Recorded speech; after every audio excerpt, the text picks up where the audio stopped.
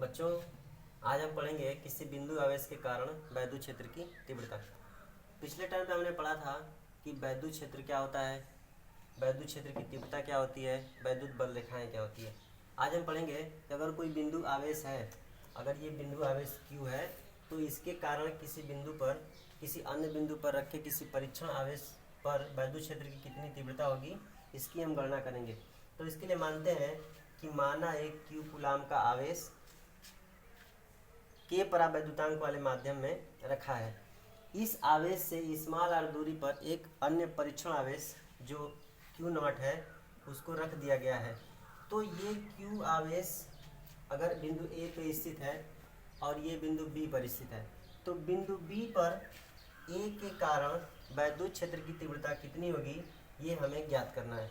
तो सबसे पहले हम मानते हैं Q आवेश के कारण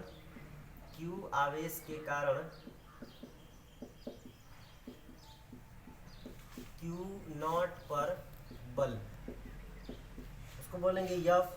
तो बल F बराबर हो जाएगा 1/4 पाई एप्सिलॉन नॉट Q0/r²। ये हो जाएगा वैद्युत बल। अब हम जानते हैं चूंकि वैद्युत क्षेत्र की तीव्रता E बराबर होता है F/Q0, मतलब एकांक आवेश पर कार्य करने वाले वैद्युत बल को ही वैद्युत क्षेत्र की तीव्रता कहते हैं। तो यहाँ से हम लिखेंगे E बराबर 1/4 पाई एप्सिलॉन नॉट Q0/r² और इंटू Q0, इससे ये कट जाएगा तो फाइनली मिल जाएगा E बराबर 1/4 पाई एप्सिलॉन नॉट Q/r², और मात्रक हो जाएगा न्यूटन प्रति कूलाम। ये हो गया वैद्युत क्षेत्र की तीव्रता। अब अगर वैद्युत क्षेत्र की तीव्रता, कल हम बताए थे कि वैद्युत क्षेत्र की तीव्रता सदिश राशि है, तो इसको सदिश रूप में अगर लिखेंगे तो लिख सकते हैं vector E = 1/4 pi epsilon not Q/r² into r cap, जहाँ r कैप क्या है, Q को Q0 से मिलाने वाली रेखा के अनुदिश एकांक सदिश है। अब यहाँ से एक बात और लिख सकते हैं कि वेक्टर E बराबर हो जाएगा 1/4 पाई एप्सिलॉन नॉट Q/r², और r कैप की जगह आपको बताए थे इकाई सदिश होता है वेक्टर r बटे में मॉड r होता है, तो यहाँ पे लिख देंगे वेक्टर r बटे में r। तो वेक्टर E = हो जाएगा 1/4 पाई एप्सिलॉन नॉट Q/r³ और इंटू वेक्टर r। ये हो जाएगा सदिश रूप में वैद्युत क्षेत्र की तीव्रता, और ये उसका अदिश फार्मूला है।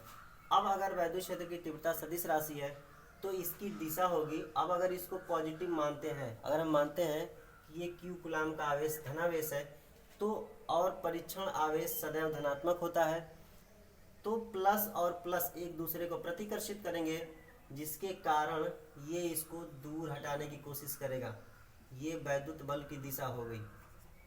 तो वैद्युत क्षेत्र की दिशा धन आवेश से दूर की तरफ होती है, और अगर ये ऋण आवेश होता तो ये इसको अपनी तरफ आकर्षित करेगा, जिसके कारण वैद्युत क्षेत्र की दिशा दूसरे से ऋण आवेश की तरफ हो जाती।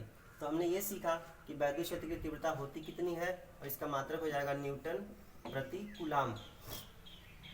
और वैद्युत क्षेत्र की तीव्रता की दिशा होती है धन आवेश से दूर की तरफ और ऋण आवेश की ओर।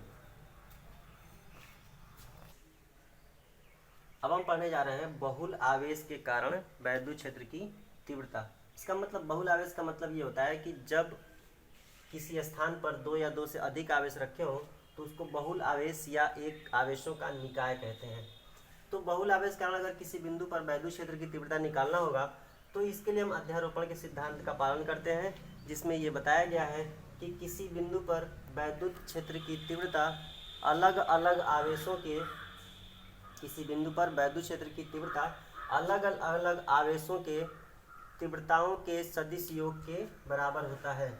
जैसे मान लीजिए अगर किसी बिंदु पर वैद्युत क्षेत्र की तीव्रता E हो, तो अलग अलग पहले आवेश के कारण वैद्युत क्षेत्र की तीव्रता E1, दूसरे आवेश के कारण वैद्युत क्षेत्र की तीव्रता E2, ऐसे ही सभी आवेशों के कारण वैद्युत क्षेत्र की तीव्रताओं का सदिश योग कर देंगे तो हमें मिल जाएगा उस बिंदु पर पूरे निकाय के कारण वैद्युत क्षेत्र की तीव्रता। सपोज दैट जैसे मान लीजिए कि यहाँ पे कोई आवेश रखा है Q0, यहाँ पे Q1, इधर Q2, Q3, Q4, 4 आवेश है।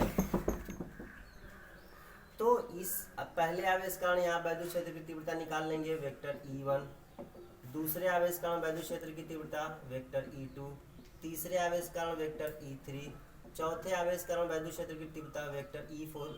सभी निकालने के बाद अगर Q0 पर परिणामी तीव्रता निकालना होगा तो उसका मान हो जाएगा सभी आवेशों द्वारा उत्पन्न तीव्रताओं का सदिश योग।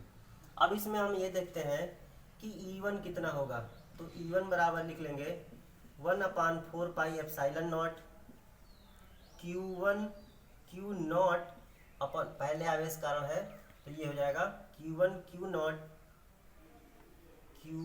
अपन R1 स्क्वायर। E2 की बात करेंगे और इंटू R कैप, E2 की बात करेंगे R1 कैप, हाँ सही है। E2 की बात करेंगे तो 1/4 पाई एप्सिलॉन नॉट Q2 अपन R2 का square R2 cap. E3 is equal to हो जाएगा 1/4 pi epsilon not Q3 upon R3 का स्क्वायर इंटू R3 कैप। तो इस तरह से नीचे भी लिख लेंगे। और अगर E निकालना होगा तो हम यहाँ लिख सकते हैं कि vector E is equal to समीकरण 1 से, इसको मान लीजिए समीकरण नंबर 1, तो vector E is equal to लिखेंगे तो 1/4 पाई एप्सिलॉन नॉट कॉमन ले लेंगे, यहाँ हो जाएगा Q1 अपन R1 का square R1 cap plus Q2 अपन R2 square R2 cap plus ऐसे ही आगे। तो यहाँ से हम लिख सकते हैं वेक्टर E का एक व्यापक formula 1/4 pi epsilon not summation QI upon RI का स्क्वायर RI कैप और I इज इक्वल टू 1 से लेके n तक। ये हो जाएगा सदिश रूप में इस बिंदु Q0 पर वैद्युत क्षेत्र की तीव्रताओं का परिणामी, इसका मात्रक हो जाएगा न्यूटन प्रति कूलम। देखने जा रहे हैं कि अगर दो आवेश रखे हैं, दो आवेशों के कारण वैद्युत क्षेत्र की तीव्रता का परिणामी कितना होता है, इसके बारे में हम बात करें तो देखिए यहाँ पे ये हो गया O, इस पे आवेश रखा है Q0, यहाँ पे Q1 जिसकी दूरी R1 और यहाँ पे अन्य आवेश है Q2 इसकी दूरी R2 हो, तब अगर ये पॉजिटिव है और इसके कारण वैद्युत बल बाहर की तरफ F1 और इस Q2 के कारण वैद्युत बल बाहर की तरफ F2 होगा और ये भी पॉजिटिव है। अगर इनके बीच में कोण थीटा हो, कोण थीटा, और यही वैद्युत क्षेत्र की तीव्रता की भी दिशा होगी जिधर बल की दिशा होती है, तब यहाँ से लिख सकते हैं vector E is equal to under root में E1 का स्क्वायर प्लस E2 का square plus 2 E1 E2 cos theta, ये परिमाण है। तो दो आवेशों के कारण अगर हम किसी बिंदु पर परिणामी तीव्रता ज्ञात करना चाहते हैं तो हम ये फार्मूला लगाएंगे E बराबर अंडर रूट में E1 square plus E2 square plus 2 E1 E2 cos theta, जहाँ थीटा दोनों तीव्रताओं के बीच बना कोण है, दोनों तीव्रताओं के बीच बना कोण है और इसका भी मात्रक हो जाएगा न्यूटन प्रति कूलम। अब अगर यहाँ से एक चीज़ और सीख लें कि अगर एक तीव्रता सपोज दैट ये E1 है, ये E1 और ये E2 है, E1 और E2, अगर परिणामी की दिशा ये है E की दिशा और ये पूरा कोण थीटा और ये अगर अल्फा है, तो यहाँ से हम लिख सकते हैं कि परिणामी का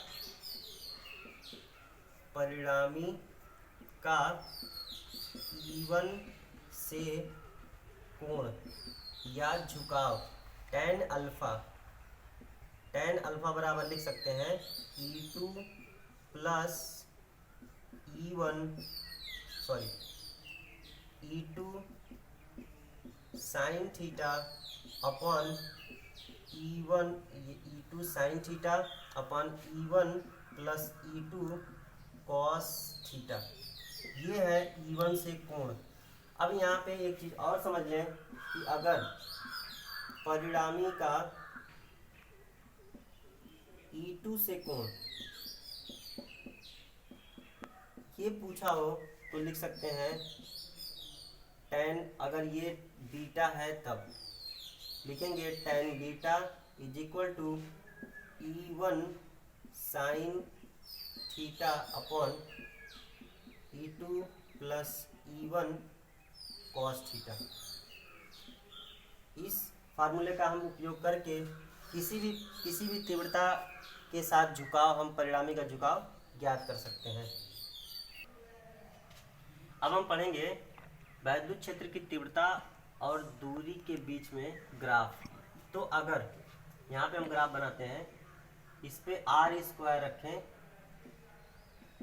और इस पर E रखें, वैद्युत क्षेत्र की तीव्रता, तो जो ग्राफ बनेगा वो इस रूप में बनेगा। E व R के लिए हम जानते हैं, चूंकि E बराबर होता है 1/4πε0 Q/r²। तो यहाँ से हम देखते हैं कि ये नियतांक वैल्यू है, तो E प्रोपोर्शनल टू 1/r²। तो E व r² के बीच में ग्राफ खींचते हैं तो इस तरह का बनता है। मतलब जो वैद्युत क्षेत्र की तीव्रता होती है वो व्युत्क्रम वर्ग नियम का पालन करती है। और एक दूसरा ग्राफ होता है, अगर E को y एक्सिस पे प्लॉट करें और 1/r² को x एक्सिस पे प्लॉट करें, तो जो ग्राफ मिलेगा वो एक सीधी रेखा मिलेगी जो मूल बिंदु से होकर जाएगी। ये ग्राफ मिल जाता है। मतलब अगर हम कहें कि E को अगर देखें तो वो 1/r² होता है। मतलब अगर r² के साथ लेंगे तो 1/r² होगा, लेकिन अगर E को 1/r² के साथ लेंगे तो ये इसके समानुपाती हो जाता है। ये 1/r² के समानुपाती होगा और ये r² के व्युत्क्रमानुपाती होता है। तो व्युत्क्रमानुपाती के केस में इस तरह का ग्राफ बनेगा और अनुक्रमानुपाती के केस में वह ग्राफ बनेगा जो सरल रेखा होगी और मूल बिंदु से जाएगी।